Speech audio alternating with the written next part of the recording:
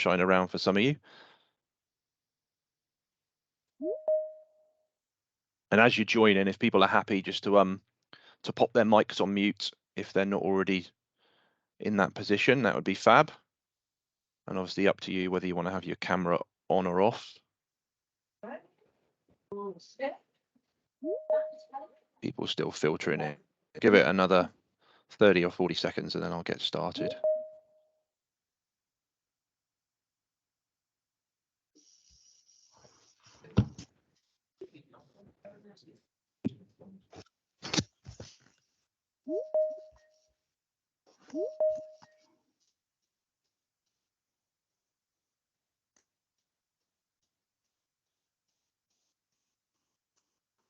Okay, well, I think it's yeah, just after 10 o'clock, so I think we'll begin, and I suppose anyone else that jumps in, that'll be fine. So welcome, my name is Greg Price. I'm Health Improvement Manager at the Wellbeing team at Livewell Southwest, and yeah, big thanks to everyone for coming along this morning and joining us for our 2023 Wellbeing at Work conference and awards. So it's an opportunity for us to have a little bit of an update around wellbeing at work, and in a minute I'll take you through the agenda, but also to celebrate the work that's gone on over the past 12 months.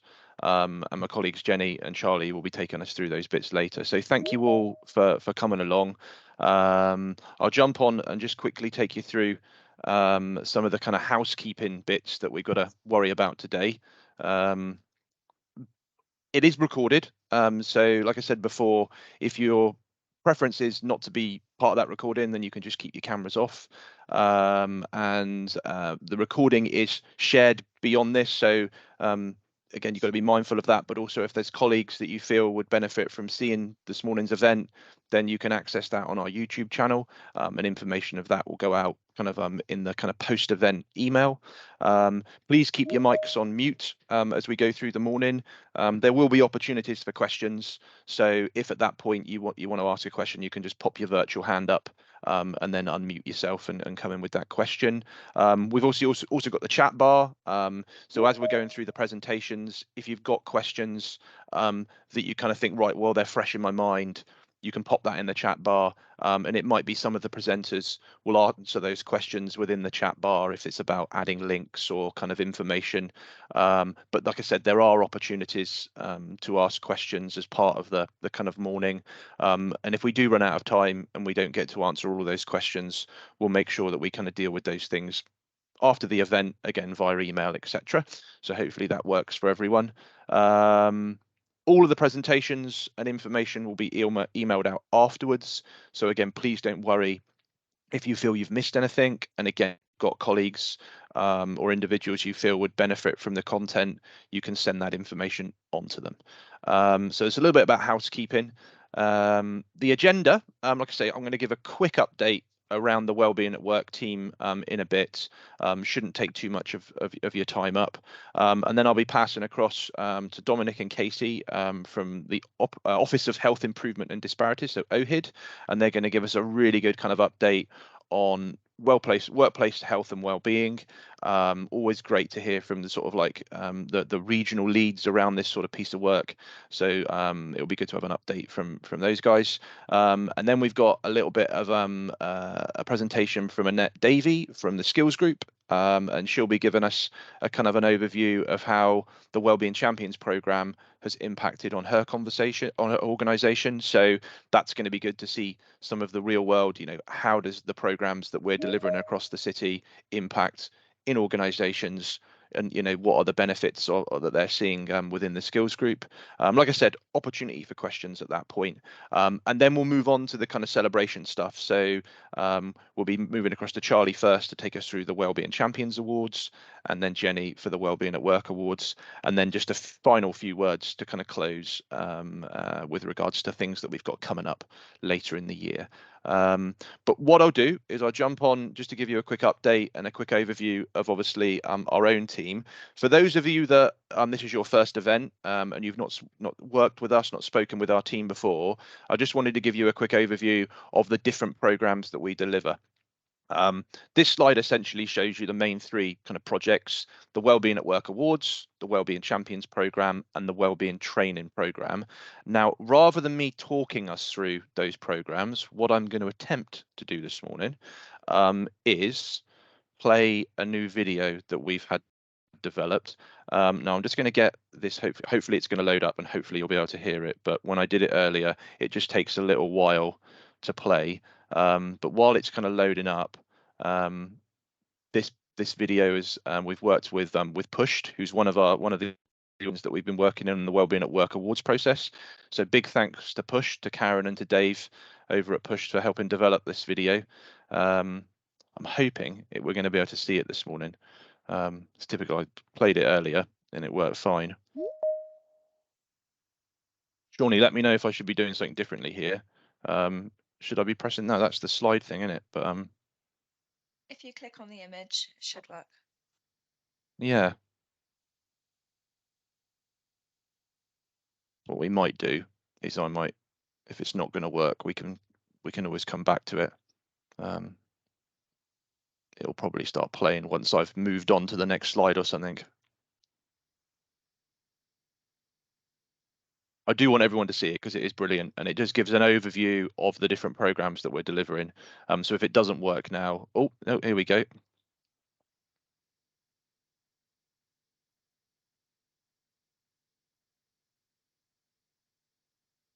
just have to pedal faster. We will give it a little while to load up because it would be well worth watching. And again, this video it's only been developed in the last few months. We've been waiting for today's event to be able to kind of showcase it. And it's something that hopefully everyone will be able to share beyond it. And again, just to give individuals that aren't aware of what we do an understanding of what the programs we deliver. Right, let me just let that buffer a little bit. Shawnee, let me know when it starts playing that we can hear it, please, if that's all right. Yep. An employer based in Plymouth. I can hear it. Are you looking to create a working environment that supports the health and well-being of your staff? Of course you are. The Wellbeing at Work team can support your organisation through our free, locally developed wellbeing programme in 3 simple steps.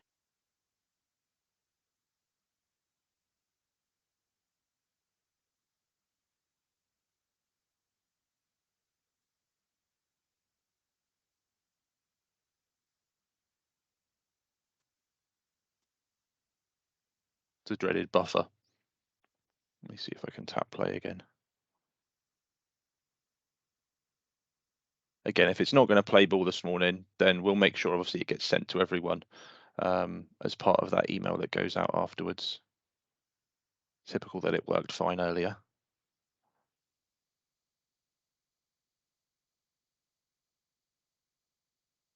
I'll give it another 20-30 seconds and then I'll abort if it's gonna continue to buffer. There we go. Here's an overview of what we Right,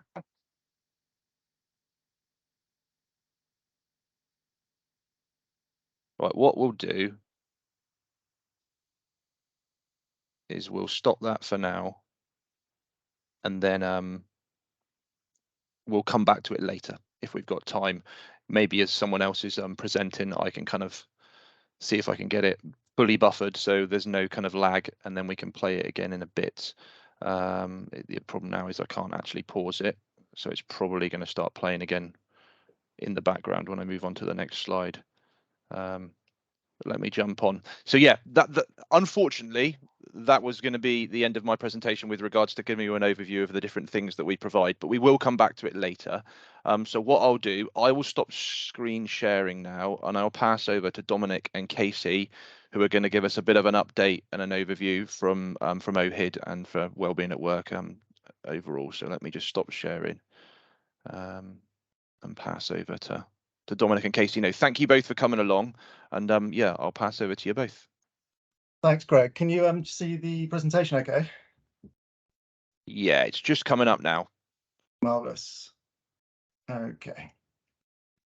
So yeah, thank you so much, Greg. But you've got a bit of a double act today. So just to introduce myself, my name is Dominic Gallagher. So I work for the Office of Health Improvement Disparities, which is OHID, is how we say it, as it were, but we were formerly PHE, which some of you may be more familiar with. As I say, we're just going to do a bit of a double act today. So Claire Turbot, who did lead on workplace health up until a few weeks ago, she recently just left the organisation. So myself and Casey are just picking this up.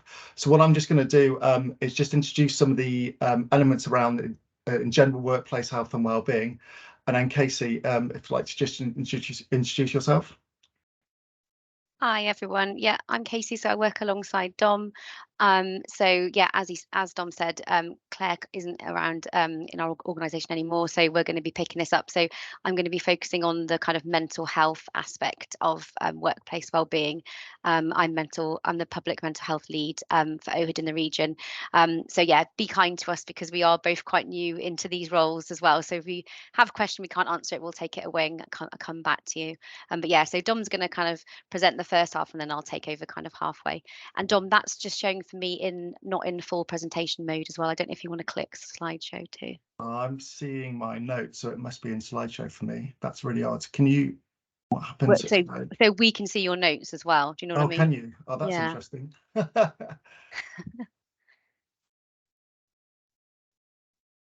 I can share if easier. Can you still see that then? Can you see it? Can still see notes. That's really interesting. Do you want to try it and share at your end so you don't? Yeah, let me have a look. Sorry about that, everyone. That's never happened before.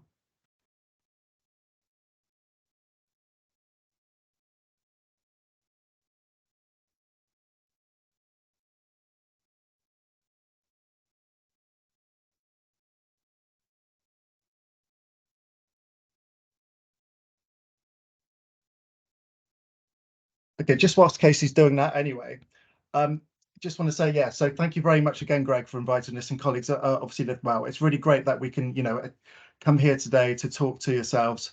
I know there's so much work goes through when you're working towards some of the awards that you're going through locally, so it's absolutely fantastic we can be here to list some of these messages.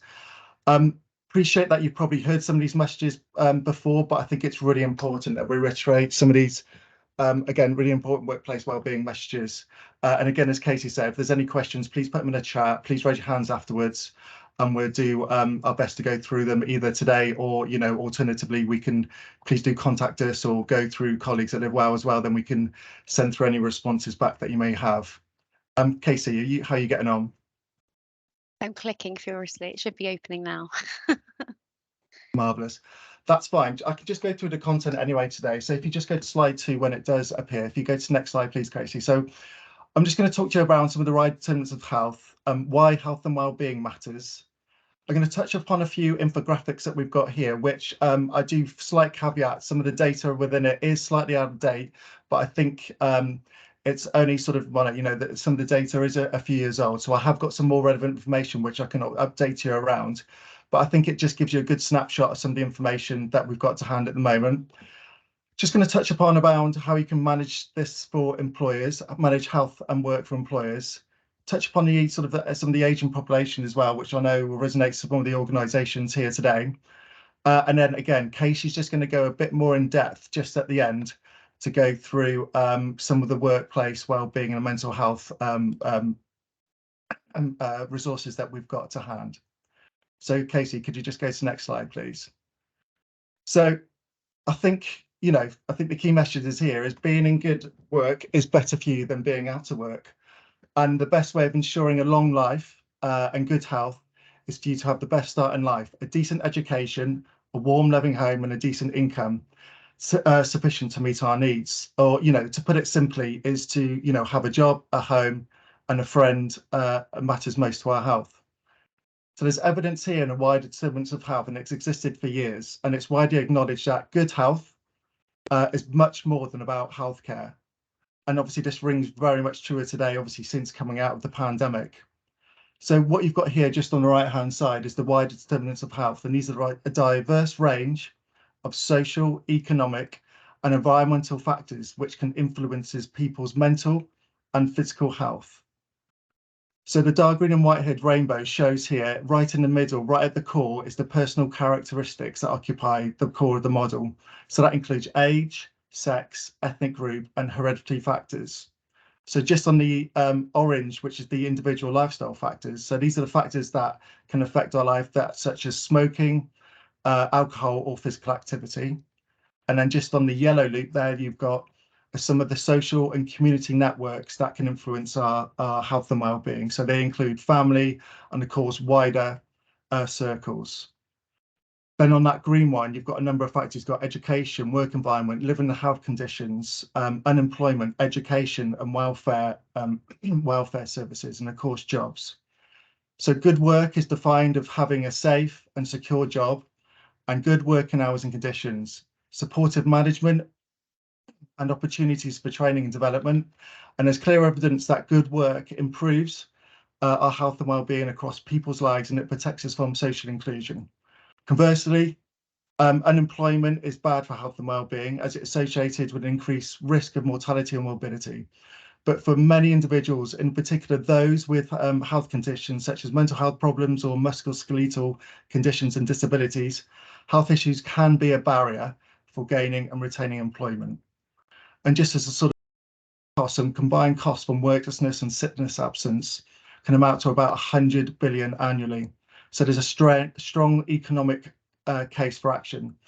But addressing these and removing these health related barriers does require collaborative work between not only from the partners from private but public and third sector, but at national and local level as well. So if you could just move on to the next slide, please, Casey. So health and well-being does matter.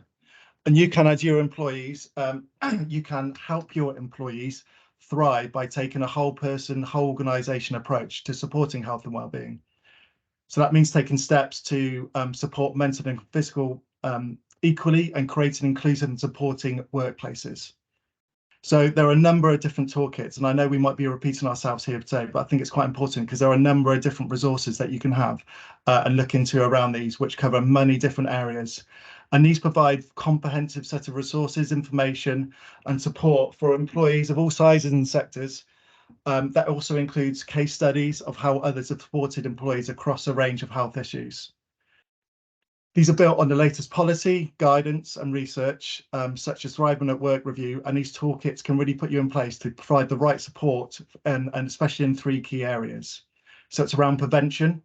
So what can you do to reduce the likelihood of employees being affected by health and wellbeing issues? Early intervention. So what action can you take to reduce their impact? And active rehabilitation. So what can you do to help your employees recover and return to work and hopefully thrive? And again, the toolkit suite is around can be used for embedding health and wellbeing into organisational culture. A recommended approach around these is for employees to conduct an assessment to understand the health and wellbeing needs of their staff. So develop strategies and action plans that can be informed by need and good practice, then implement that plan. But it's also very important to evaluate that plan as well. And then employees can use this information to determine the health and wellbeing needs of specific groups so that any interventions that planned can address those needs. Next slide, please. So I think we know, adults do spend, as adults in employment, we spend a large proportion of our time in work, and our jobs and our workplaces can have a big impact on health and well-being. But it also doesn't have the big impact on that individual's health and well-being, but also their families and communities.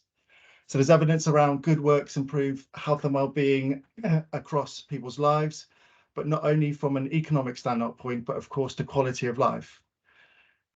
And the good quality of work protects us against social exclusion through the provision of income, social interaction, a core role, and identity and purpose. And so some of the stats around ONS recently in 2023 is that in the Southwest, there are 79.5% of people in work.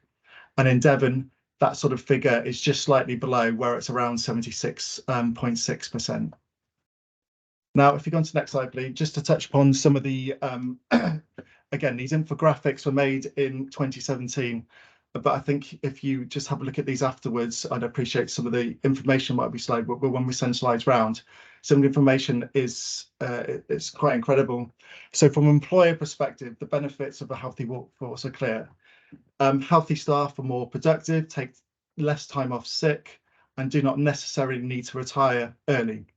An unhealthy workforce can negatively impact on the economy and society due to lost productivity, a reduction in income, increased long-term sickness, increase in formal caregiving, and increased healthcare costs. So looking at the wider economy combined, again, going to that figure, it's around 100 billion. I think it's just slightly higher now, but there's a strong economic case for action. And the UK government is estimated to be around 50 billion a year as a result of payment of benefits, additional healthcare costs, taxes and national insurance. And again, that figure is just slightly increased now. Just go on to the next slide. So again, this is 2017. So I do apologise that these infographics aren't up to date. It says there are 131 million working days are lost every year due to sickness absence, but actually just looking at that now, that figure rose in 2021 to about 149 million days, and that's around 2.2% of working days that are lost. And in the Southwest, that sits around 2% at the moment. That's around 4.6 days off a year now per worker, which is quite an incredible stat. So workplace health is around promoting and management health and well-being of staff, and it includes managing sort of the sickness, absence and presenteeism, which of course, as you know, is when someone is at work but quite unproductive. And just for information, the groups with the highest rates of sickness absence in 2021 included women, older workers, those with long-term health conditions, people working part-time, and people working in care and leisure and other service occupations. But workplace health interventions are activities undertaken within the workplace by an employer and others to address these issues. And it includes action to address these health and safety risks. So going back to some of the toolkits that you can use to implement these. I just want to touch now, if you go to the next slide, please, Casey, about the ageing population. You know, we know the older workforce is already a reality. Employers need to act now to attract and retain older workers, or they may fall behind some of their competitors.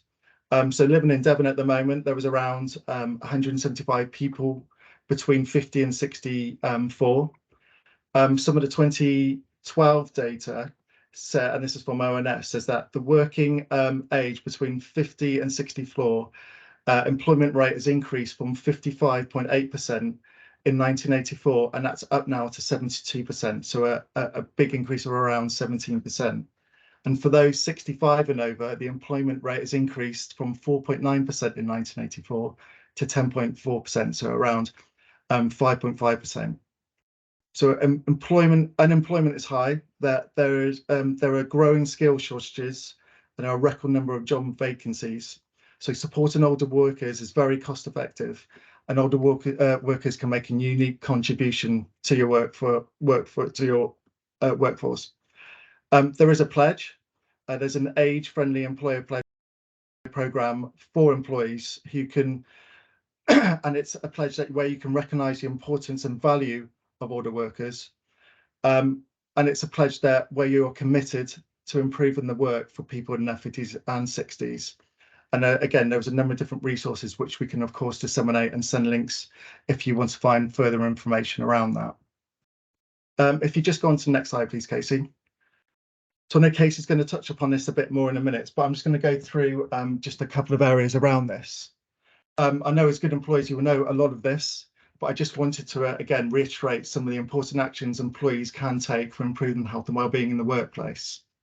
So firstly, line management training, effective leadership and good relationships between leaders and their employees, providing employees with in-training development to help support develop job satisfaction, and providing greater flexibility within the role to allow them to improve their work-life balance.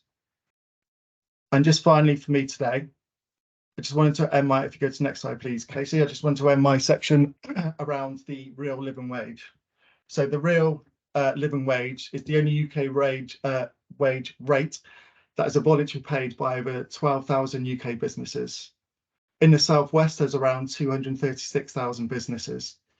and in the Southwest are around 500 accredited businesses by the Living Wage Foundation. So these businesses believe their staff do deserve that living wage to meet everyday needs, to meet the real cost of living. It's a fair and livable wage that gives employees the chance to lead, for employees to a chance to lead a dignified life and access the opportunities and choices needed to fully participate in society. So why are businesses paying this living wage? Well, it improves the employer brand, it boosts productivity, and there's a motivation at work. We know that the paying a living wage does help employees to retain competitive staff. It helps retain existing staff and attract new staff. And as I say, so over half of all employees say paying a living wage has improved the quality of applications also for jobs as well. And on that, I'm just going to pass over now to Casey to go just a bit further around the sort of the mental health and the resources available. Thanks, Dom. Great. Yeah, so I'm just going to talk to you about the mental health aspect here. So as I said, I'm Casey. I work in OHID with Dom, and I'm the public mental health lead. So firstly, I kind of was going over some of the stuff that Dom said, but I think it's important to kind of outline the positive benefits of being employed and having a job. So we know that employment is one of the most important determinants of physical and mental health, and that actually the unemployed have a lower life expectancy and worse health outcomes than those people that are in work. In 2017, the UK the government commissioned a Stevenson Farmer Thriving at Work review, and that highlighted that the UK is facing a mental health challenge at work. Findings showing that staff with good mental health are more productive, and employers who invest in mental health will see a significant impact. And I've just highlighted here the 10 key components of good work that Marmot kind of explains in his work. So a safe working environment with good job security, individuals having a degree of control through decision making on working patterns, being appropriately challenged at work, promoting a sense of belonging and meaningfulness, the ability to participate in organisational decision making, and to prevent social isolation. And then it kind of at the end, there's a lack of control and lack of reward are the things that cause stress related disorders, and those can be more prevalent in kind of lower occupational status groups. Okay, I just thought I'd touch on the pandemic and how that affected mental health. So the graph shows the percentage of respondents in psychological stress from April 2020, which is down the bottom of the graph, until September 2021, and the percentage is running from the top to the bottom. So at the start of the so the black line is kind of the baseline of where we'd expect most people to be kind of if there wasn't a pandemic happening. So at the start of the pandemic, you can see as about 30% were in psychological distress. But by July 2020, rates were almost back to those seen before the pandemic. And the second lockdown saw rates increase again, but they also decline back to pre-pandemic levels. We do know that some groups have been more affected and experienced poor deteriorating mental health during the pandemic. Those groups are women, young adults, adults with pre-existing mental or physical health conditions, those experiencing a loss of income or employment, more deprived communities, and some ethnic minority populations. There's also some evidence around people with particular personality traits, around people who are extroverted, people who lived alone, often felt lonely, or people who felt like a lack of control over their lives found that uncertainty really difficult. And there's some studies that kind of suggest the cumulative effect of the repeated pandemic waves and lockdowns have led to an increased and prolonged negative effect on mental health and well-being for some people.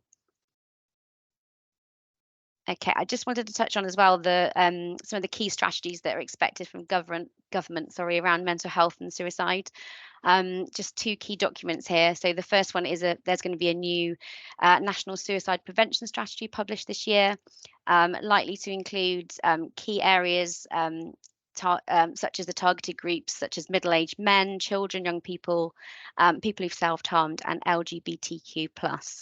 It will tackle the drivers of suicide, economic instability, debt, domestic abuse.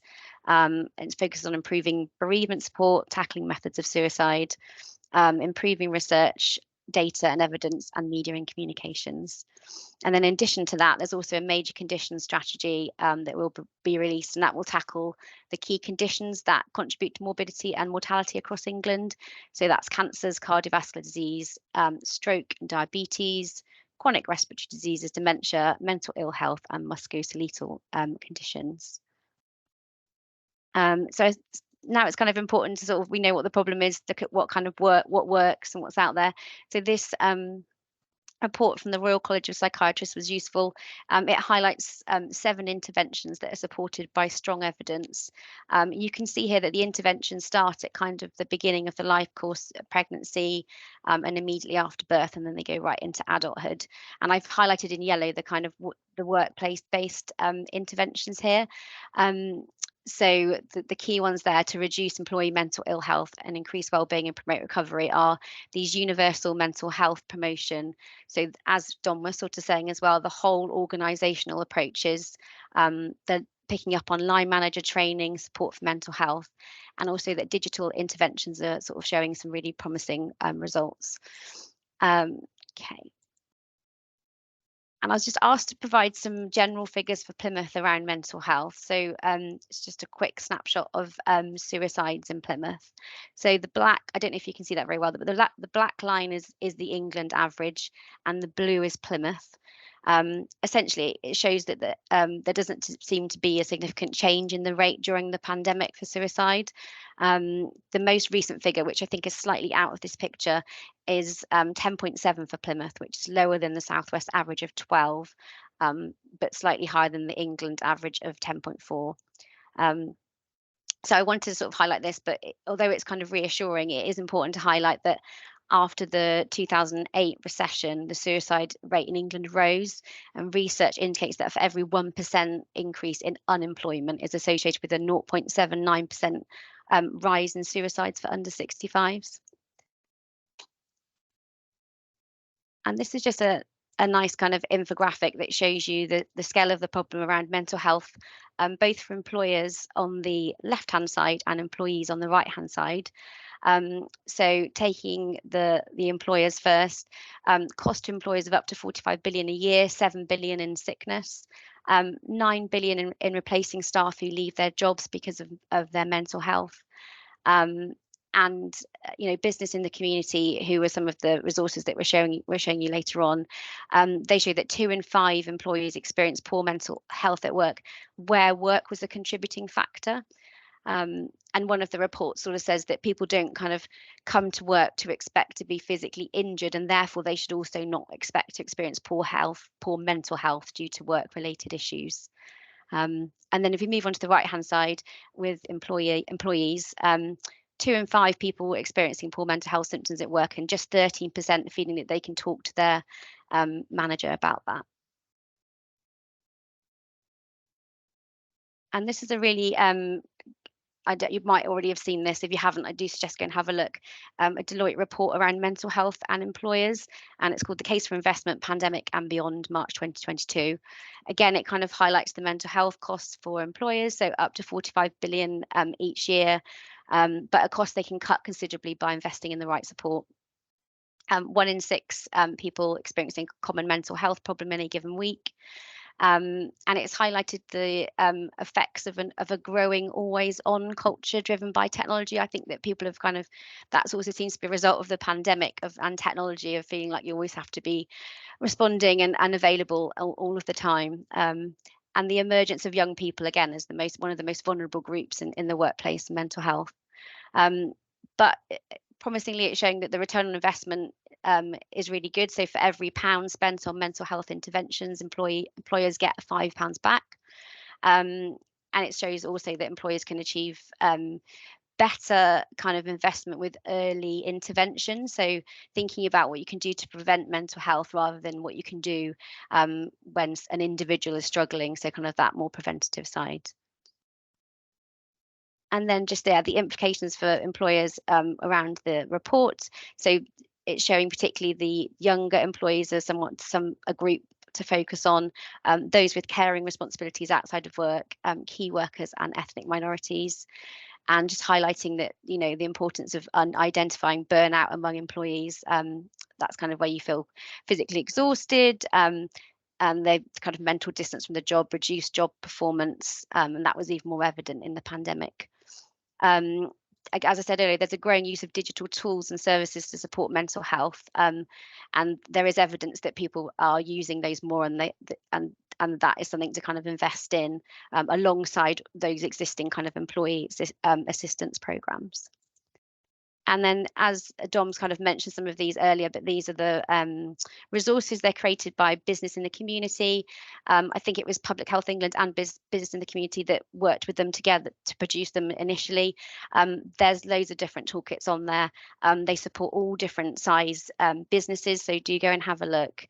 Yeah, and there's obviously all the different topics there, and I'll just highlight, I've just picked out some stuff from the mental health one. It's quite useful. It covers kind of commitment to mental health, building your approach, creating a positive culture, providing support and training, managing mental health. So yeah, do go and have a look at those. And there's just some other quick ones that we just wanted to highlight too. So there's a really good Mind website that has a workplace health page, and there's also the management standards. And then Every Mind Matters is our kind of, used to be Public Health England, but now kind of DHSE, NHS website that gives you kind of wellbeing tips, signposts to local services. There's a Mind plan quiz that you can take as an individual that will give you kind of a free plan to help deal with stress and anxiety, that kind of thing. And then at the end of the slide set, you probably can't see that, but I know it's going to get sent round, but there's lots of kind of further information, references to several different reports and web resources that are available. And that's it from us. Thank you. Thank you, Casey, and thank you, Dominic, for taking us through that kind of comprehensive sort of update on all things wellbeing at work and mental health. And nice to see a little bit of sort of, yeah, kind of the impact of the pandemic. I know so many of the conversations that we've had sort of as a team, but also when we're out across the city talking with organizations, is about, like, you know, what impact has the pandemic had, but also the way we're working now. Like you said, you know, this kind of constantly the need to be sort of online, whether it be answering emails or back-to-back MS Teams calls. So it's different challenges in different places, and it's always useful to know, you know, what's the evidence showing, what's going on elsewhere, and like you've just said there, what resources are out there to kind of to help us. So no, thank you to you both for coming along and sharing your expertise and time. Has anyone got any questions or thoughts or anything that came up or popped into your mind as Dominic and Casey were talking?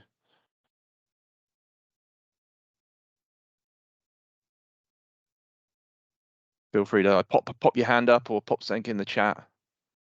Scott? Just finding my mute button. Good morning. Morning, Scott. I'm really pleased you mentioned the Deloitte report, because it's just to give, you know, everybody present a bit of a hint. When I presented some of the facts and figures from this report to my exco, they were quite surprised by some of the figures, and the one I really used was, I think one of them is for the Southwest, it's £1,500 per employee is the annual cost. And they said straight away, you mean employees that were absent? And I'm like, no, all employees. And so a quick mathematics is something in the region of, for me, £11 million a year. So that was a real, they raised their ears at that one. So if you're looking for ways to get your organisation to invest in wellbeing, that is quite, it makes people listen, that cost of poor wellbeing figure. Thanks, Scott. And absolutely, yeah, I think some organizations, you know, you need to kind of appeal to essentially the bottom line. You know, you need to kind of show them what is the financial impact of poor well-being on their profits, on their productivity, in order to kind of open those doors. I think the refreshing thing is, certainly again, what we're seeing is there are more organizations that are investing in well-being now, whether it's the pandemic, whether it's sort of, you know, just the kind of the pressures that we're seeing organizations under, health and social care, education, all different kind of areas of business and organizations, are maybe struggling to retain staff, struggling to recruit new staff, and you know, that then causes an issue with their business, you know, whether that be delivering services or manufacturing products or whatever it might be. So I think if organizations can show that they are taking staff wellbeing seriously, they're going to see, you know, an upward sort of trajectory around retention, around attracting, you know, new skills, new people. So yeah, and I think, you know, that's part of something that, you know, the team that myself, Jenny, Charlie, and Shawnee, you know, the Wellbeing at Work Awards and the Wellbeing Champions program, it's there to kind of not only look after the existing workforce, but as a kind of a carrot, you know, that organizations can show that, well, you know, these are the things we're doing to show that we, you know, we care about our workforce. So hopefully that also helps with that recruitment and bringing new people in as well. Anything else? Any other thoughts or questions that people have? No. Time wise, we're doing okay. We're slightly ahead, which is brilliant. So yeah, thank you again to Casey and Dominic. I think what we'll do is we'll move on to Annette, and then again there'll be another opportunity for some questions after that. Can I just quickly check in with a kind of an IT based question? When we were going through the slide set, was there anyone that couldn't see Casey and Dominic's slides? Just pop your virtual hand up. Was it okay? I had a message from it's just a bless poor Mel, another colleague from the wellbeing team. Maybe it's just her laptop's having a bad day, bless her. But no, that's really, I'm relieved that no one else had the same experience. But sorry, Mel. Like I said, all the slides will be shared. But yeah, what I'll do is I'll pass over to Annette. So welcome, Annette. I'll let you introduce yourself and present you the information. Thank you. Thanks very much, Greg. Hi, everybody. I'm just going to try and share my screen, and if someone could just confirm that they can see everything. I'm kind of hoping you can all see my PowerPoint now. Greg, I've got you on my screen, so just give me a thumbs up. Perfect. Okay. Well, thank you for giving me the opportunity to sort of come and present today, just to talk about really about how becoming wellbeing champions in our organisation obviously has impacted it, and you know, sort of the benefits it can give to an organisation. It's a pretty new sort of thing for us, and I'll just talk you through some different slides where I've prepared. I am nervous, I hate like talking, but I'm just going to try and go with what I've got. Any questions, please feel free to put them in the chat or ask me at the end, but hopefully it will sort of give you an insight as to the benefits of, you know, having wellbeing champions. Okay, no, the slide don't want to work. Okay. So a little bit about us. So Skills Group. Skills Group is an independent training provider in the Southwest. We have over 25 years experience specialising in delivering apprenticeships, full-time courses and bespoke career development programmes. So we are across the Southwest. We do work over multiple locations. We have 4 different offices. So we are based at Plympton. We are based in the Plymouth City Centre. Also, we have 2 working salons in Exeter and Newton Abbot. So across the organisation, we have approximately 100 employees. The ages as well vary from, like, I think our youngest is 19 and our oldest, I don't want to sort of sound him out, but he is 70 plus. And still continues to work. So when it comes to sort of wellbeing, we have quite a few ages to cover. So we always make sure our information is like up to date, relevant, and, you know, access for all ages, really. So a little bit about me. So I've worked at Skills Group for 10 years. I am currently the designated safeguarding lead officer for the company. And what my job role obviously is to ensure safeguarding amongst all of the students here. Our students' ages vary from 16 plus. So we can have anybody who's just left school and is doing a full-time course here with us, or we can have adults. The only difference for me being safeguarding is who I speak to if any of them need any support. We then sort of, like, you know, put me on as lead champion for the wellbeing. So we have a wellbeing team. So there is 6 champions at the moment within the company, and you know, as part of it, you know, we never had champions. It's only been the last year that we've sort of took on board the champion and wellbeing at work. And, you know, it's good to know that it wasn't just about us, it was the management that wanted to do it, because they wanted to make sure that the support was available to staff. Because I think they appreciate, like what was said in the last PowerPoint, you know, about like days lost at work. And so having the wellbeing support there for staff allows them to, you know, be proactive in coming forward and asking for that support. My skill set is in health and social care. So predominantly when I was 16, I started in health and social care, and I've just worked my way through in education now to become obviously safeguarding, which still allows me to sort of, with my wellbeing champion hat on, it allows me to still have a little bit of health and social care. I'm also, I work a little bit closely with St. Luke's to do sort of like friendship groups and, you know, to help in the community. I recently helped a lady through when it was during COVID. She wasn't able to get prescriptions, so it's just about a little bit about giving back, you know, so that you could do it. I mean, in work I was COVID queen. Anything about COVID, everyone came to me, you know, for me to try and sort out. Now I think they just see me as the positive fairy who just walks around the office making everyone smile, even if it is just leaving little chocolate hearts on people's desks just to make them smile that day. So a little bit about what we've done. So obviously we formed a wellbeing steering group to achieve our award. Now the wellbeing steering group, which initially was our directors and our senior leadership team, who then decided about who and what we could do to become wellbeing, you know, a workplace that can support wellbeing. We chose our wellbeing champions. We then completed some workplace health assessment needs and health and safety assessment. This was done through a questionnaire, which was, it wasn't mandatory, but it was almost like, you know, wanting people to take part just to see where we could help them.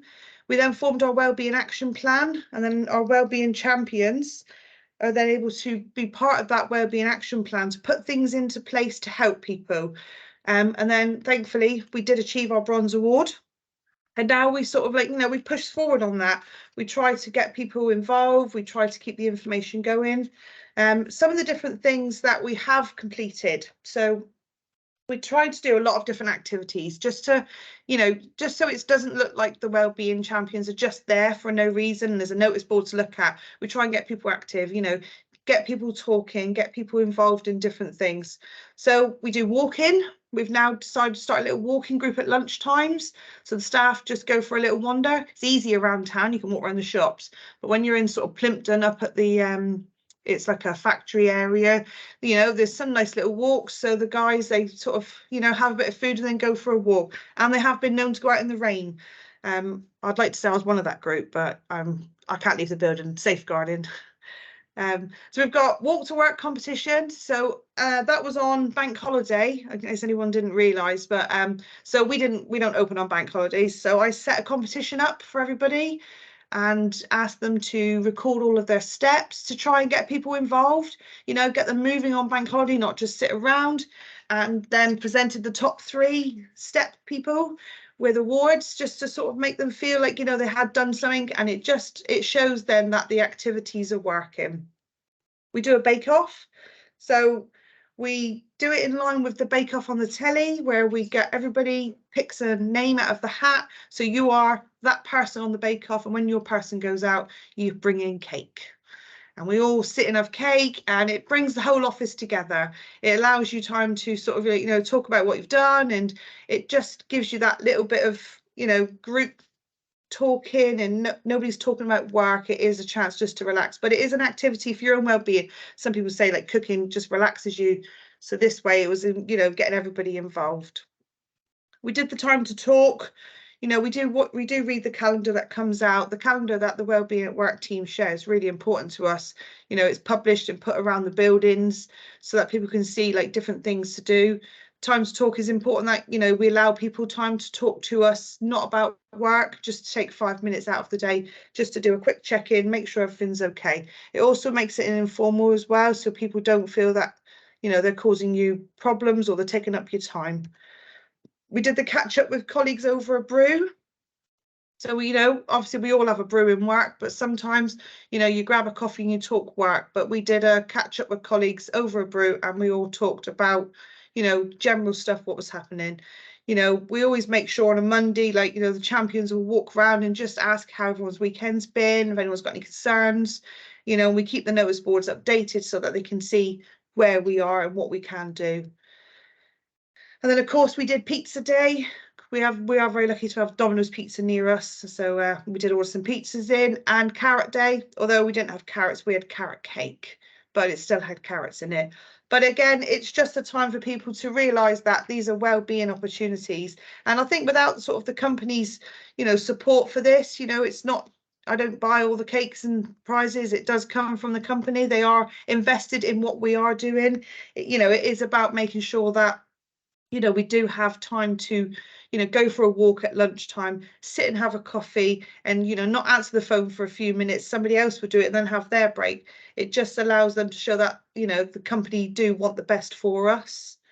And also just to point out, tomorrow is On Your Feet Day. So we are taking part in On Your Feet Day tomorrow, where all of the staff will be counting steps and walking around, just so, and you know, we've sent out information about going for an extra walk tomorrow or making a phone call whilst you stood up instead of sitting down, about encouraging people to be on their feet because it is the benefit of the health. And again, the company are fully on board with that, so it's really nice to know that, you know, we can just wander around and it's not, you know, you're not skiving, you are doing it for your own mental health. So the impact on staff. Now, obviously we've got 100 staff. I could probably put 100 comments on there from the staff, but what we did is we sent out to our staff, you know, how does having Wellbeing Champions at Skills Group help you? What impact does it have on you? Now, generally, you know, you'll get the, oh yeah, it's all right, you know, you don't get the sort of the meaningful comments. However, some of the staff did, and they were happy for me to share them with you today. So what I've done is I'm just going to pop a few on the screen so you can see. Some of the staff, it's nice to know someone is there to help. It's just about knowing you've got someone there just in case they need you. It was great to chat to another person who would just listen to me about how things were going and understood how unsettled I have been recently. Our wellbeing team have supported a number of staff, and it's not good to know, but it's good to know that they have had someone to talk to. I'd hate to think if we never had the wellbeing champions in place, would they have come to somebody else, or would they have let that, you know, keep going and make the situation worse for them? So I'm glad that you know, we were able to help people to let them feel better about themselves. So the champions are really helpful and the information is helpful. I feel comforted to think that there is support around me in the workplace should I need it. I attended a session they arranged with Andy's Man Club and found this very useful. So as part of our action plan, we wanted to arrange for some outside support. Andy's Man Club had come up as a really good organisation, and although there is a support group in the Southwest, we wanted to let the staff have sort of like, you know, a session with them to see what Andy's Man Club is about and the support that they do give. Now in the title it says Andy's Man Club, however all of the staff attended, female and male, because it allowed them to experience and to listen to the different opportunities that men have been given with this Andy's Man Club, but also for allow women to see the support they can give as well. So it was a really useful session. A lot came out of that, and you know, we're very actively in touch with Andy's Man Club now should we need to refer anybody, and we have done since that session. We're reassured that people are able to give advice on my well-being, and it's good to know that they are there if we need a chat or I need any information. And then the last one's not going to do it. It's good to know that I have support when needed. So it's nice to think that the staff look at the Wellbeing Champions as a really positive sort of outlook for them. You know, we're not sat there in a corner of a room waiting for someone to come and talk to us. We are normal staff that just get on with our normal job, but they know where they can come and they can ask for some support if they need to. And, you know, they all know it's a confidential. We don't discuss it with anybody else. It is, you know, we make sure that if we need to refer on, we do. And you know, but the support available, especially the support available we've had from the Livewell Southwest team, like, you know, Greg, Charley, Shawnee and Jennifer, you know, they've helped us sort of improve our own sort of knowledge in all the areas that the staff are asking for us, and it's then helpful that we can then share that with all of our staff. So these are our wellbeing boards. I just thought I'd share these with you. So we have these up in our staff rooms, so staff are able to see the different things available to them. We also have two smaller size, but exactly the same format in our two salons for the staff there as well. It just contains lots of different information. We add to it as we need to. You know, we've got information there on smoking, and we've got information on the Eat Well plate and hydration. We also have information on there because we're very lucky at Skills Group that our company offers subsidised gym membership. So we're able to use the Alfred Lee gym at a reasonable cost, so it doesn't cost us a lot of money. So again, it, you know, it allows, that's a really big important factor from, you know, well-being purposes. And even if it's just to go down and have a swim, you know, the cost that we do pay does make such a difference, especially with the rise of the cost of living. People can't always afford gym memberships, but we're very lucky to only have to pay £8.50 a month, and we get full use of all the facilities. So it's a really big, you know, boost for us, for our own sort of mental health and our own staff well-being. As you can see, there's some posters there for like Andy's Man Club. Some of the stuff obviously we've received from Livewell, that information goes up as well, just so people can see, you know, what is available. We've also got staff who advertise sort of like their fitness sessions as well around the building, so that people can take part in that if they need to. And we also, like I said before, the monthly calendar that Livewell send out, that gets sent to all of the staff at the beginning of the month, so that we're able to then plan. And then you'll notice that as we walk in the building, there is lots of different posters printed off so people can see what day of the week and what's the sort of the quote for the day, really. And then finally, so moving on to sort of like our next steps, really. So, you know, we've achieved our bronze award, which we are really super proud of. It, you know, it's a big achievement to sort of show that, you know, what we've achieved, but it's also nice to know that, you know, Skills Group is invested in its staff, and it really does want to make a difference. And achieving the bronze award just shows that, you know, they wanted the staff to be part of this, and they are fully backing what we are doing.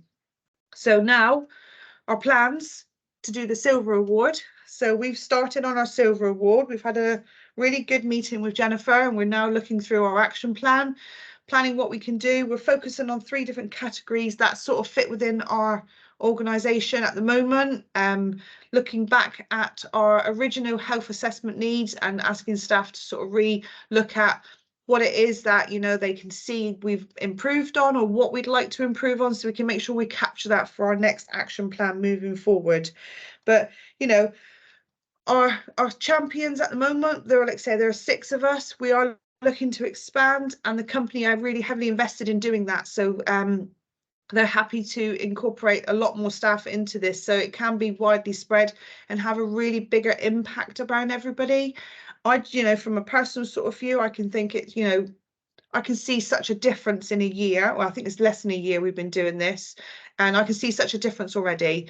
You know, staff really do want to help each other, and you know, you don't always need to have a little sign to say Wellbeing Champion. It's just about that little bit of giving back and just showing that you are passionate about, and you are interested in other people's, you know, helping other people, and, you know, giving them some advice where needed. And I think, yes, I think that takes me to the end. Has anybody got any questions? I think I sort of whizzed through that pretty quickly, but I'll just stop sharing that a minute and come back onto the screen. Has anybody got any questions or anything that I've missed? No, I take silence as acceptance. Thank you. No, thank you, Annette. That was amazing, really. Yeah, like you say, in less than a year, what you've been able to achieve, and the difference it's made. It's always nice getting that kind of feedback from staff. You know, the real world stories. Yeah. And I think it's kind of brilliant to kind of see those examples. You know, like you say, we've had the kind of background, the kind of like from Casey and Dominic, the understanding of why we're doing this, but it's brilliant to see, you know, the impact it's having in the real world with individuals. And like you said, you know, your work's not done. You know, it's about continuing those things. You know, what's good about that, you know, kind of that awards process and the Wellbeing Champions program is it's got that kind of continual flow to it. So like with a lot of things in business, when you've achieved things, it's about then continuing that work and looking for the next win and the next sort of development and the next benefit that you can do. So no, a massive well done on it. I think Karen's got a question, so yeah, over to you, Karen. Hi, can you hear me? Yeah. Yep. Hiya. Yay. Well done, Annette. That sounds fantastic. Thank you. The 3 categories going forward, what have you decided to pick? And is that as a direct result of your HNA? Yes, so we've picked mental health, sleep, and the exercise. Okay, Yeah. thank you. That was the sort of 3 elements that we did focus on that people were more interested in and wanted more advice around that. Thank you. Brilliant. No, thanks, Karen, and thanks, Annette. Yeah, and for those of you, what kind of Annette's talking about and what Karen's asking about there with the Wellbeing at Work Awards process, once you get through the bronze level and you're moving towards silver and gold, hopefully, if the video works later, we might be able to look in a bit more detail. But essentially, you pick certain content to kind of focus on, ranging from physical activity to smoking to sleep. And like you said there, Annette, sometimes it's about looking at what, you know, the needs of the organization have and focusing on those ones first. And a lot of the kind of content within those toolkits is also based around a lot of the evidence that Dominic and Casey were sharing with us earlier. So it's nice to have that kind of all lined up and yeah, that kind of offer there for Plymouth-based businesses. So brilliant. Any other questions? There's lots of well dones coming in the chat bar, Annette. I'm sure you can see it. So yeah, we're kind of all well impressed with what's going on and excited to see, you know, the next 12 months, what that brings as well. Yeah. Any other questions or anything like that? Yeah, what I've been trying to get the video to work in the background. What it appears my laptop doesn't like is me being on MS Teams and playing the video, which is obviously going to be a problem. But we are going to try it at the end. So I think what we'll do now, if there aren't any other questions or thoughts, is I'll pass across to, I think, Charley first of all, who's going to, you know, in a way it flows really nice. We've just heard about some of the brilliant work going on around Wellbeing Champions, and what Charley's going to kind of take us through is a bit of a celebration of Wellbeing Champions over the last 12 months, and then Jenny will be doing the same but for the awards process. So yeah, over to you, Charley. Thanks, Greg. Okay, so everything ready. Fab. So some of you already know who I am, but I'll just quickly introduce myself. So my name is Charley Roberts and I'm a health improvement practitioner, which is part of the Wellbeing team. But most importantly, I am the Wellbeing Champion lead. So I am solely based on the Champion programme, which is a really nice area to be in. And as a lot of you will already know, I'm very passionate about.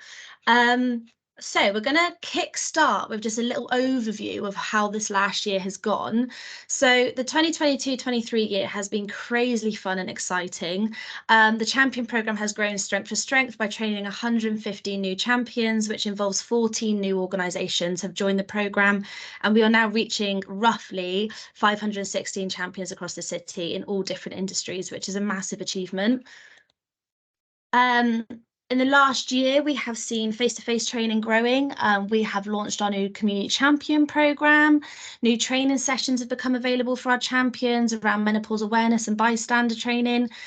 More face-to-face catch-ups and ranging quarterly catch-ups with our Plymouth champions.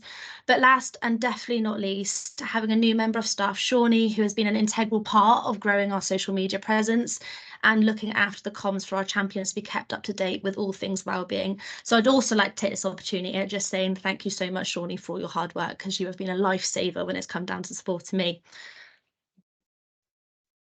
So let's kick stuff off.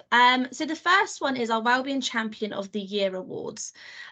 We had so many great nominations, and trust me, it was really hard to pick the winner.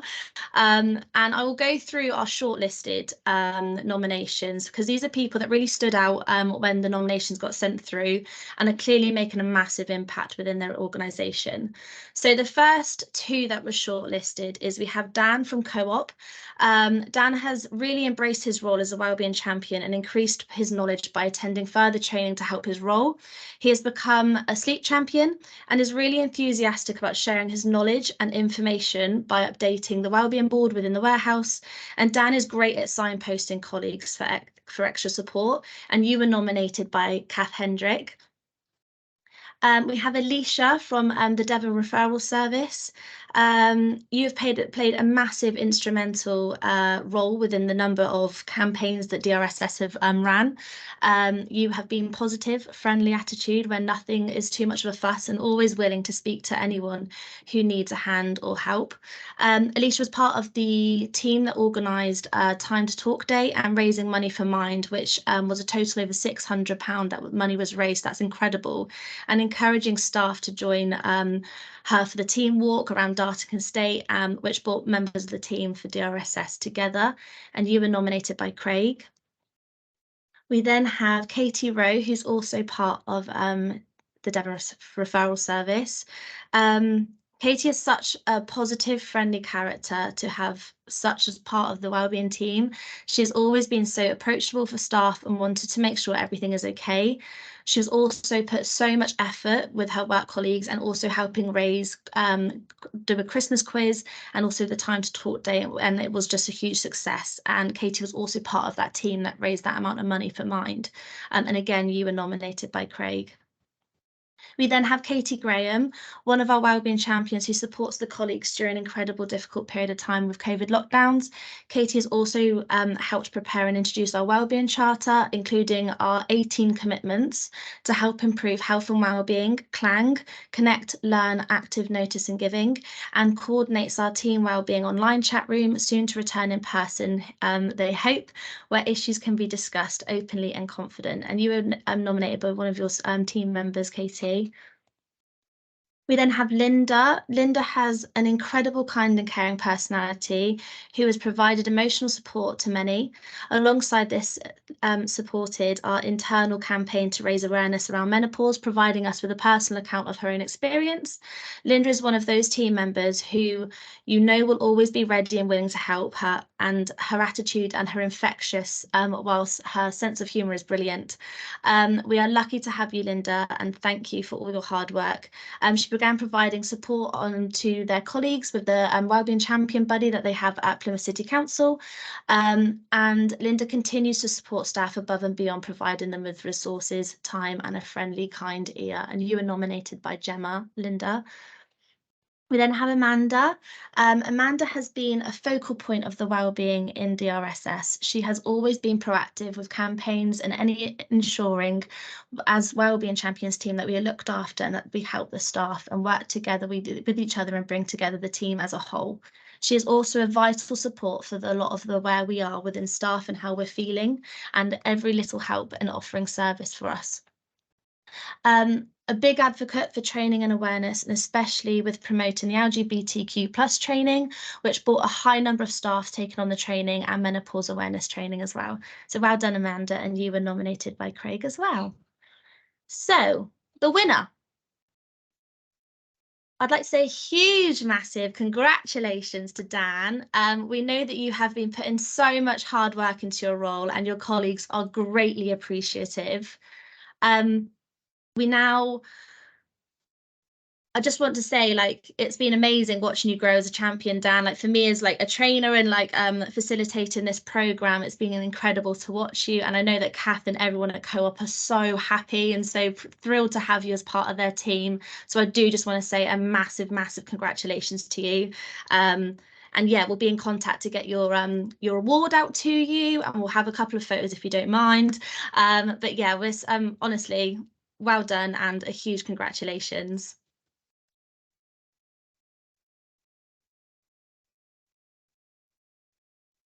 So the next one we're going to go on to is our Wellbeing Team of the Year. This award is dedicated to any Wellbeing Champion team or network which is set up within an organisation. We again had a few nominees and it was really hard to pick this one, but we are so pleased to announce that the winner, who I can honestly say I've worked so hard since Champions have started entering this organisation, and they've been supported by a great team as well, is the Plymouth City Council Wellbeing Champion Team of the Year. The write-up that was sent through, I am going to read out because I think it's really important just to show the impact of what champions can have within their organisations, especially when there is a network of them.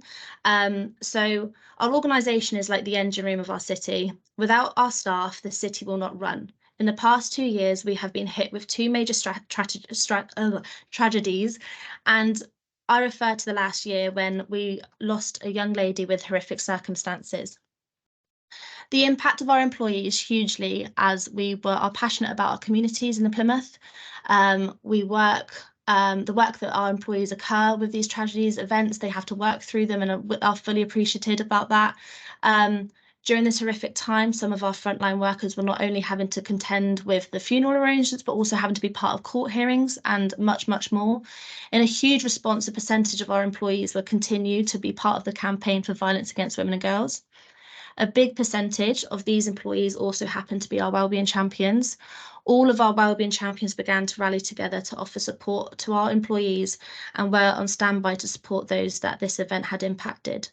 I cannot express enough how valuable it was during this time to know that our Wellbeing Champions were ready and able and willing to be that instant, much needed support for all of our teams.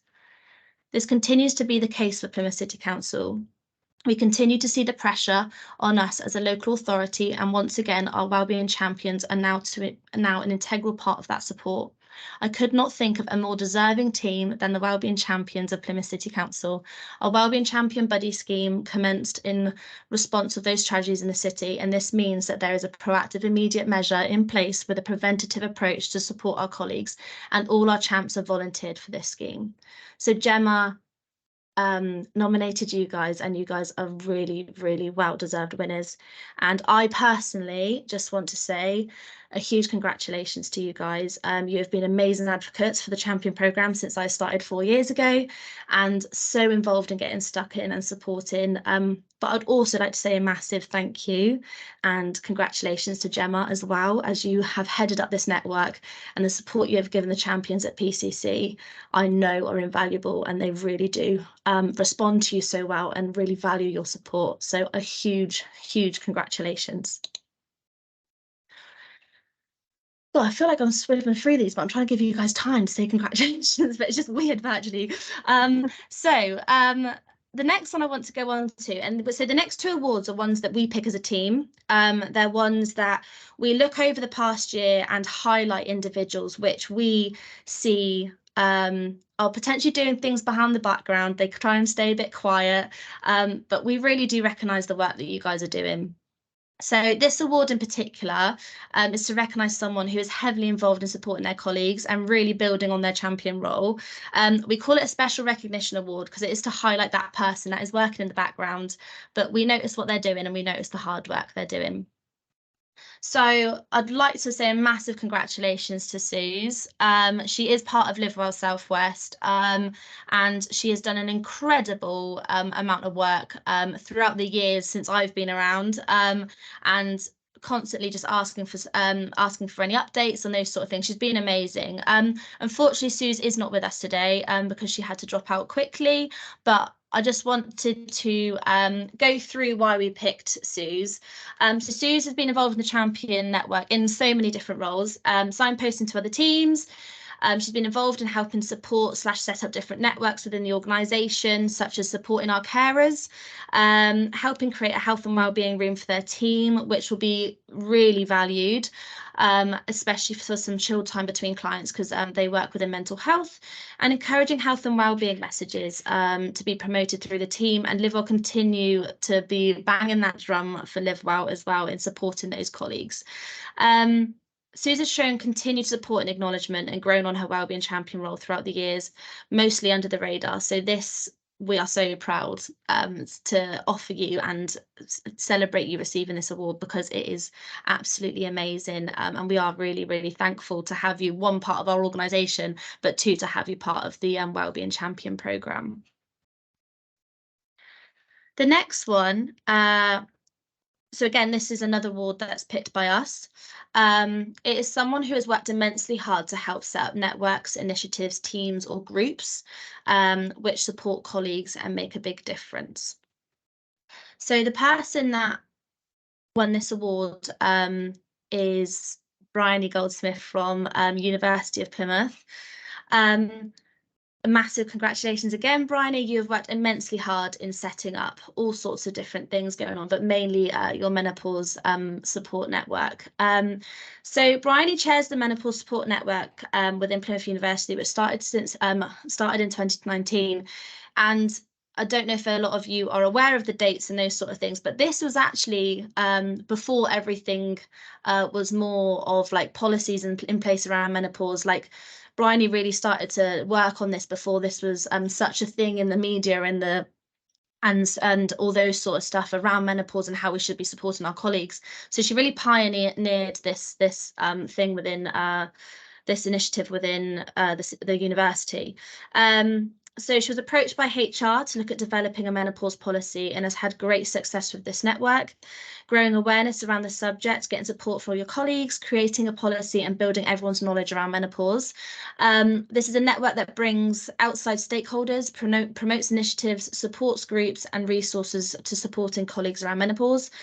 Briony has been a part of the Champion Network for many years, and throughout the whole role, she has always put supporting colleagues at the front of that role. And we are just so proud to be able to offer you this role, Briony, and amazing again. You've done such great work. So lastly from me, which is probably going to surprise you all, because if you've ever attended any training for me, I do go on a little bit, but we would just like to say a massive congratulations to all the nominees, shortlisted winners and the Champion Network. We wouldn't be able to do our job unless we had your support. I am, as you know, and a lot of you will know, I am so passionate about the Champion programme and so amazingly proud of how much it has grown and how much we've been able to achieve. I've been here for 4 years and I've seen it grow strength to strength, and your hard work is never missed, and we are proud of the impacts you're all having within your workplaces, and I really, really, really do look forward to what the next 12 months are about to bring. So that's all from me. Thank you, Charlie. And yeah, massive well done. I echo everything Charlie's just said. Some really amazing examples of the work that's been going on over the last 12 months. And yeah, big congratulations to the winners, the nominees, those that were shortlisted. And thanks to those individuals that also kind of put the nominees in. You know, it's about recognizing that work that's going on in your own workplace and giving us an opportunity to shout about it, which is what we've just done. So and loving seeing all the kind of emojis coming up as well. It is a bit different in it doing it online, but we can give it the virtual round of applause, which we did. Okay, over to Jenny next, who's going to take us through the awards kind of events of the last 12 months. Hi, can you see the presentation okay? Yes, great, thank you. It's still in slideshow at the moment. Yeah, you got it. Thanks, Jenny. Oh, there we That's go. it. Excellent, thank you. Right, good morning, everyone. My name is Jennifer Jenkins. I get called both, it's absolutely fine. I'm a specialist health improvement practitioner within the Wellbeing team, and one of the things that I look after are the Wellbeing at Work Awards programme. So for those that don't know, a very quick overview, but there are 3 levels to achieve within the awards: bronze, silver and gold. Bronze is all about setting up your culture, your ethos, the bones and the structure around wellbeing. So we ask you to take part to set up a workplace steering group. We ask you to conduct a staff wellbeing survey or a health needs assessment. We ask you to conduct a health and safety assessment, to incorporate wellbeing champions, and to have a wellbeing action plan for bronze. And the toolkits have been mentioned many times this morning, but our silver and gold awards are based around the toolkit. So we ask you to read through the toolkit, the Business in the Community and Public Health England or OHID toolkits around each topic area, and then you conduct an assessment on each of the different topics. and you complete 3 of your choice for silver and 4 for gold. And that's, your choices are probably led by what has come up in your staff needs assessment. So if staff have identified particular issues or worries and concerns around different topics, you may choose to tackle those ones first. If you want any information on the awards, please do get in contact with me and I'd be happy to have a meeting with you to go into it in more detail. So on to our awards. So first of all, and I know Tammy, I saw you on the list of participants. I just want to say congratulations to Highview Primary School, who continue to achieve their Bronze Award. So they continue to have a staff steering group that supports the well-being and the mental health of staff. Their inset days are dedicated to mental health and well-being of the whole school. So that's a perfect time when, you know, teachers are very busy delivering, you know, what they're supposed to be doing in schools. So to get their staff together is perhaps difficult, and so to use these inset days to gather people together and to do training and to update people on well-being, these are perfect times to do that. They have 3 active Wellbeing Champions, and they do things like they have mindful moments, a swap shop, a choir, fitness club, walking club. They have menopause awareness and a kindness day. Doesn't that sound lovely? And they have a mental health and well-being policy within the organisation as well. So some fantastic stuff still continuing within Highview School. And we've got a nice picture of them all here. And I know that going forward, I think they're sort of merging into a bigger sort of academy with Learning Academies Trust. And so potentially there's more scope to extend the award and the wellbeing structure out to across more sort of primary schools going forward. So well done to Highview Primary School. And the next one, we've heard from Annette this morning. What a fantastic presentation, and so glad to hear that it's such a success for you. So the Skills Group have also achieved their Bronze Award. And they started with 9 Wellbeing Champions, and it's important to note that, you know, people don't stay in places for forever. So if somebody does leave or move on or doesn't want to be a champion anymore, it's important to keep recruiting people and to keep expanding your network within your organisation. And Annette mentioned this morning that she was looking to continue to do that. They have a staff mental health and wellbeing policy. Policies are so important to give direction, procedures, guidance, advice. They really do give the structure to an organisation on how to deliver things well. The Wellbeing Champions, as we've heard, have delivered lots of healthy lifestyle advice around mental health, the menopause, stopping smoking, healthy eating, sleep hygiene and physical activity. And they have regular action planning meetings to help to deliver these initiatives in the workplace. So having the steering group and meeting and regularly planning what you're going to do really does embed staff wellbeing into the culture and the ethos of your organisation. It makes it a much more positive environment that will take things forward. And again, a lovely photograph of people accepting their award there, which is great. So you do get a lovely framed certificate when you achieve all these levels, which is fantastic for you to put in your reception areas, you know, and to really sort of shout about how fantastic you are. So we work with a lot of different businesses, but if you're not engaged with the awards at the moment and you would like to be, then please do contact me and I'd be happy to talk you through it in more detail. Thanks, Jennifer. And yeah, well done to both those organisations for achieving the Bronze Award over the last 12 months. It's a challenge, you know. There is a lot of work that an organisation has to go through in order to achieve those points that Jenny's just taken us through. So definitely something to be proud of. And yeah, if there's anyone that's sort of here today that's been thinking about it, like Jenny says, feel free to get in contact, and we can kind of talk you through it. But yeah, well done to both organisations. Well done to all the Wellbeing Champions we've heard from before there. Before I kind of finish us up and have another go at of looking at our animated video, is there any other kind of questions or things that people wanted to ask about related to anything at all that we've covered this morning, or is everyone happy? Hi, Greg. Sorry, I can't stop sharing my screen for some No reason. worries. It won't let me. That's all right. It might the IT gremlins have certainly kept us on our toes this morning. But yeah, I'm sure it'll work it out in a bit. I might have to leave and come back in. Yeah, that's all right. That's all right. And like I say, we'll have one more go at kind of having a look at the video. I mean, we'll send it to everyone afterwards, so if it doesn't work, it's not the end of the world. And it essentially it gives a quick overview of the 3 different programs that as a kind of service we're commissioned to provide, and it's something that we're happy for everyone on the call today, and you know, just to kind of share with through your social network channels, with colleagues, with other organizations.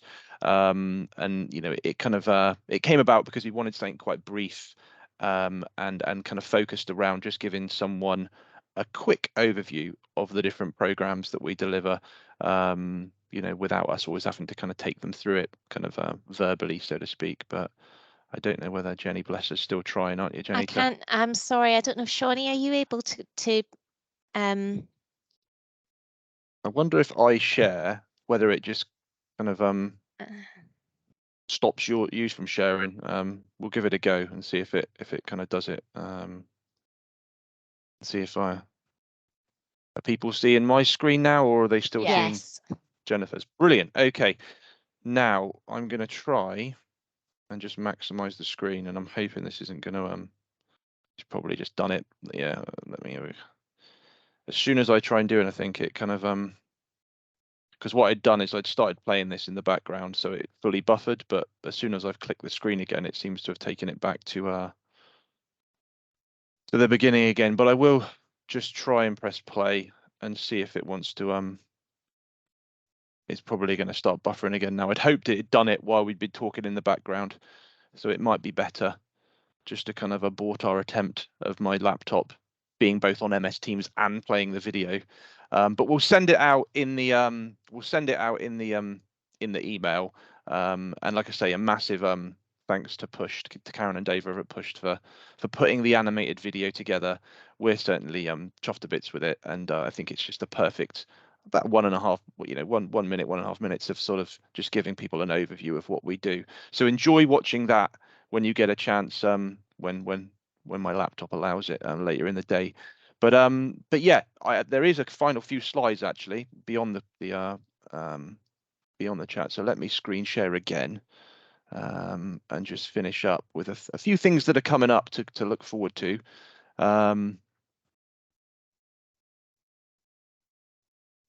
There again. Okay. Jump through to the end. So yeah, there are a couple of things coming up. We've got the next Wellbeing at Work Forum in July. We're going to be focusing on some physical health information. We've got some other members of our team coming along to give us a bit of an update around healthy eating and exercise in the workplace. So you can book onto that event now. You can click on that link or just go across to our Wellbeing at Work website and find the link on there. I think, as we saw earlier, over the last 3 or 4 years, has been a real focus on mental health and mental well-being, and rightly so. But I think it's important we don't lose sight of the impact staying physically well can have on our health, you know, physically and mentally. So we're going to be getting a bit of an update from some of our colleagues around health eating and exercise in July. And then something else that we're trying to kind of develop and put together is a kind of a wellbeing networking event. So this is going to be sort of late summer, early autumn, looking at sometime in maybe September sort of time. We're trying to find a venue. This will be a face-to-face event, and it will be around bringing individuals, organizations together to network and to celebrate and to talk about all things kind of well-being across Plymouth. So more information will come out about that over the next sort of month or two. We'll be looking for individuals to come and attend, but also to come and share what they're doing, you know, whether that be organizationally based, whether it be community based. It'll be an event for everyone, and hopefully not only can you come along and share what you're doing, but you'll also be able to speak with others, and sort of connect and to learn if there's anything else going on, maybe in your community or near your organization, that you can kind of tap into, just to kind of make us even more joined up. So really excited for that event, and like I say, face to face, so it'll give us an opportunity to, you know, be more than just a face on a screen, which will be fab. So yeah, more information on that over the next few months. And yeah, just a massive thank you to you all for coming along this morning and giving us an hour and a half of your time. Big thanks to our kind of speakers, to Casey, to Dominic, and to Annette. And thanks also to Jennifer and to Charley for putting us together the kind of presentation around the awards processes, and in behind the scenes to Shawnee for kind of doing all the administrative work and making sure that you know, things were where they need to be on the day, and keeping an eye on the chat bar. Enjoy the rest of your day. We are a little bit ahead of time, so use that 15 minutes to go and stretch your legs or grab a cup of tea. Don't just jump straight back into those emails or the next MS Teams call. You know, use that 15 minutes for some health and well-being. Let's practice what we preach. I am just going to come off of screen share so I can see you all again. And yeah, wish you a good rest of the Wednesday, and we'll see you all again soon. All right. Thanks, everyone. Thank you. Thanks, Greg. Thanks, Jen. Thanks, Thanks, everyone. all. Bye. Cheers.